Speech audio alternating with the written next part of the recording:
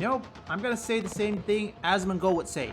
Dear video game journalists, welcome home to McDonald's. Put the fries in the bag.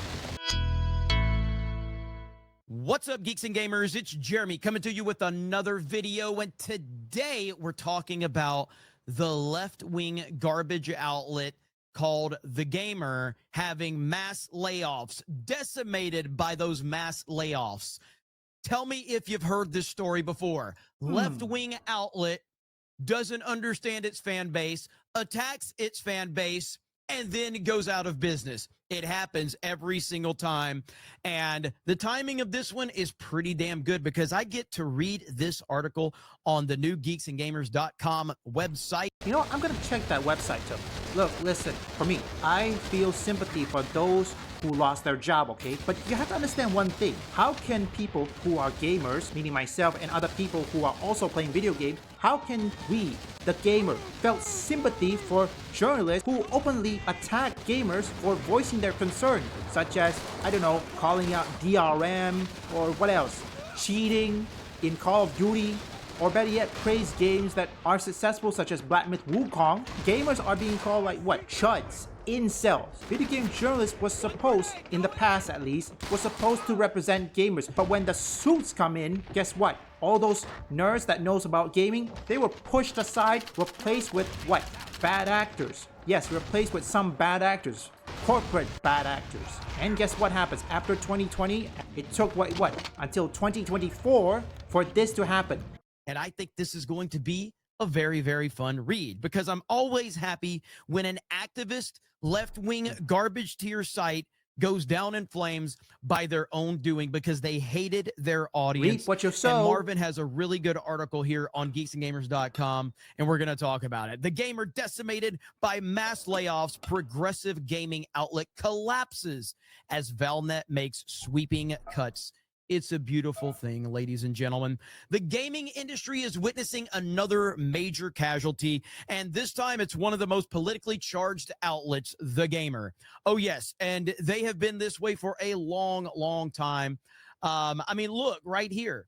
Smash JT's got this, but The Gamer's progressive revolution meets the reality and beauty of capitalism. And they've got so many ridiculous comments here that it's hard to even process how they stayed in business as long as they did.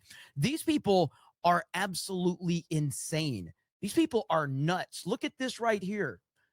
If you drive a Cybertruck in Fortnite, you deserve to be bullied.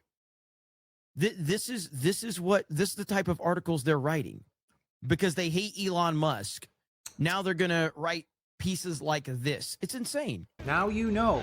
Now you know why many gamers don't look at video game journalists anymore. I mean, look at Black Myth Wukong. Black Myth Wukong recently, according to Grums, IGN gave the game, like what, 5 out of 10. However, IGN got exposed and they had to bump it up a bit. What else? Yes, Hogwarts Legacy. Yes. Many journalists will never cover Hogwarts Legacy. And just recently, I saw a video from Wagner Knows Why that there is called a Hogwarts Legacy delusion. And according to IGN, Hogwarts Legacy must not be successful unless it's woke, or in this case, they have to listen to the terminating online LGBTQ community or face boycott. We all know how that's gonna work. The boycott failed. The boycott on Hogwarts Legacy failed, and the sequel would do the same. The boycott will fail on Hogwarts Legacy sequel also. So these layoffs didn't just wipe out jobs, they exposed the widening gulf between gamers and the media that claims to speak for them. Absolutely perfectly said. A corporate axe falls again. According to Video Game Chronicle, which described these layoffs as having decimated The Gamer, the site's features team was completely eliminated alongside multiple other departments. Jade King, The Gamer's now former features editor, confirmed Valnet unfortunately let go of the entire Gamer features team today. News editor described it as heartbreaking. Oh, it's just so heartbreaking that we literally attacked our own audience over and over That's what again. happened. You and did now it. we don't have a job. Honestly, I don't know. You know, I'm getting tired of people calling it cryptos and everything.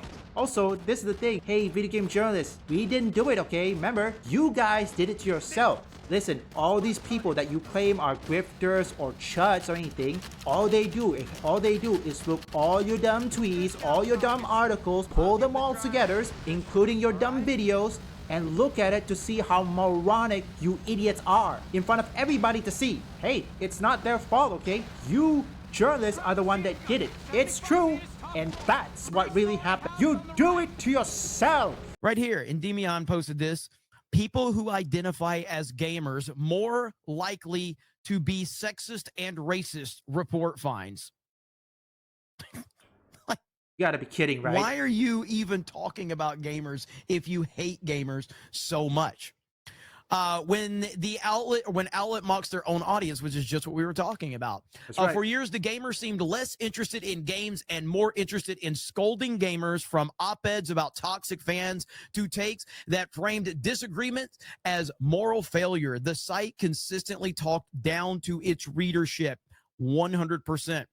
One of the most notorious examples came in July 2024 when the gamer published an article claiming that anyone using the Cybertruck skin in Fortnite deserves to be bullied. The piece mocked Fortnite players who liked the Cybertruck cosmetic and took cheap shots at Elon Musk and Tesla owners, suggesting they were fair targets for ridicule and bullying. That single headline went viral for all the wrong reasons, reinforcing the perception that the gamer had become openly hostile towards its own audience, sneering at anyone who didn't share its politics. Gamers noticed, they remembered, and they walked away. And that's the reason why many gamers are now going to YouTube, sometimes 100 subs, maybe 1,000, maybe 50K subs, or maybe 50K subscribers, whatever it is. They'll go to YouTubers who they know will give them honest feedback and good coverage, and most importantly, no political biases. The reason I have an opportunity to do what I do is because these outlets have pushed so many people away. It's the only reason I have a voice. It's the only reason many of us have this opportunity. Because the corporate media has failed, because the corporate media hates your guts. And now we have places like geeksandgamers.com. We have places like Friday Night Tights. We have That Park Place. We have the Rippaverse. We have Criticalist. We have places because they have driven so many people away. And the people that continue to support them don't actually support them because they don't actually care. Nope. Look at the people that support us. They care. We don't have corporate funding or corporate backing. We have the backing of the people, and that's it. If the people walk away from us, we're done. The reason that these places are able to stay in business for so long is because they have corporate backing. But eventually, you can't continue to lose millions and millions and millions and millions of dollars when you can't produce anything. And they can't produce anything because the people that they are catering to don't actually care about what they claim they care about. Hence the reason why you should not attack your audience. Look, listen, it's similar to what I said about the EA buyout, or in this case, just recently. I tell every company that hasn't suffered a buyout, they have two choices, okay? Either continue to produce slop after slop, thus demolish your studios and open your studio to a potential buyout by certain individuals, or make a good game, listen to your consumers, listen to your feedback, your fan base, and the gamers, aka the people who you claim to be grifters and chuds, and then improve. Make good games. That's it. You just make a good game. Listen to your feedback, listen to the consumer, and then improve. That's it. Don't attack them. Don't say things like, don't ask questions, just consume product and get excited for next product. No. That's not how it works, genius. It's all a virtue signal. Readers have had enough. The broader gaming community is tired of ideological lectures disguised as reviews and features. They want analysis, creativity, and fun, not guilt trips about who they are or what car their favorite game skin resembles. Perfectly said. As I've said many times, when I was growing up, I could not wait to get the latest issue of Electronic Gaming Monthly, Game Pro. Me too, and man. To a lesser extent, Game Informer. I loved Game Informer, but Electronic Gaming Monthly was my go-to, and Game Informer. And I can't tell you how excited I was every single month to get a new issue. And that issue would hold my attention all month long. I didn't need anything else because there was actually stuff about video games video games, video game news, upcoming titles, anticipation, reviews, previews, advertisements, insight, information. It was amazing. Now, all we're getting from these mainstream corporate sites is them telling us how terrible we are and how great they are, and how identity politics and how we need to support this and how we're terrible. Like, we're sick and tired of it, man. We're sick and tired of it. Instead of listening to that feedback, outlets like The Gamer doubled down. Articles about gameplay were replaced with think pieces about identity politics and virtue signaling. The result, a readership that stopped reading. Independent creators, from YouTubers and Twitch streamers to Substack journalists, filled the gap with unfiltered commentary and genuine enthusiasm for the medium. Gamers no longer trust corporate access journalists to tell the truth. YouTubers when those are the game new journalists media. seem to resent the people who play the games. 1000%. Again, big shout out to Marvin. This is a great piece over on geeksandgamers.com. The gaming culture war hits the press. The gamer layoffs are also part of a bigger picture, the ongoing gaming culture war that's been reshaping the entire industry. Once upon a time, sites like The Gamer, Kotaku, and Polygon positioned themselves as the moral arbiters of gaming culture. They scolded audiences for liking the wrong things, mocked old school gamers, and elevated activism over artistry. So well said. Now you guys see why we partnered with that Park Place, because this is the type of content that we're going to continue to get over here on our website, and I could not be happier about it. But now the audience is fighting back. Many fans have labeled these outlets the enemy, not because they oppose journalism, but because they're sick of being lectured by it. That is quite true. Right now, nobody goes to these journalists, and the journalists, what they do, they're trying to be YouTubers. And guess what? They find it hard because every single time they mock YouTubers, they quoted them, calling them grifters, or in this case, you don't have any journalistic credibility to become a journalist or a YouTuber journalist. Now, they found out the hard way that what they're doing on YouTube is much harder than being a journalist in IGN or Polygon or Kotaku. The media outlets treat disagreements as sin when they forfeit credibility. And once that trust is gone, no amount of SEO optimization can bring it back. Under President Trump's renewed pro-business climate, the audience has turned to independent platforms where their voices aren't filtered through ideological conformity. Gamers are speaking with their wallets, clicks, and subscriptions, and the mainstream press is losing every round. Boom. That right there puts it in a nutshell. This is the future. And I believe it was Robert Meyer Burnett who said it. He's the first person I heard say it. Authenticity is the currency of the future. That's perfect.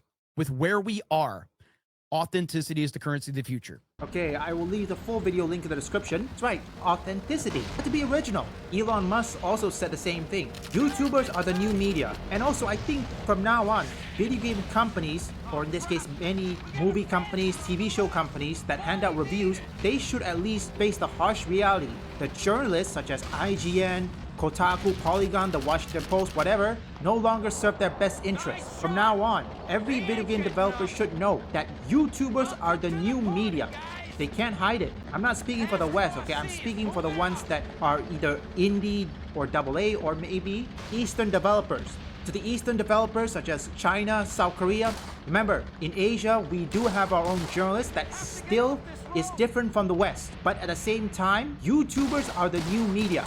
To the AA and indie, if you really want to find, say, a good reviewer for your game, choose YouTubers. Make sure you do a background check first, and when you found it, tell them, give a good honest coverage, and don't give a harsh NDA condition, okay?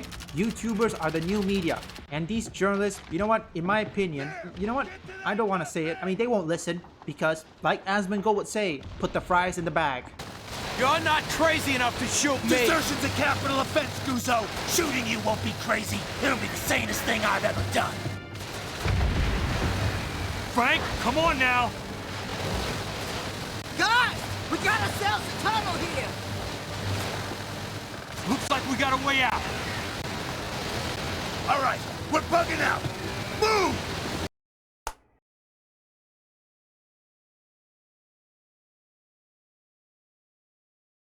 We'll continue this later. Nichols, let's go.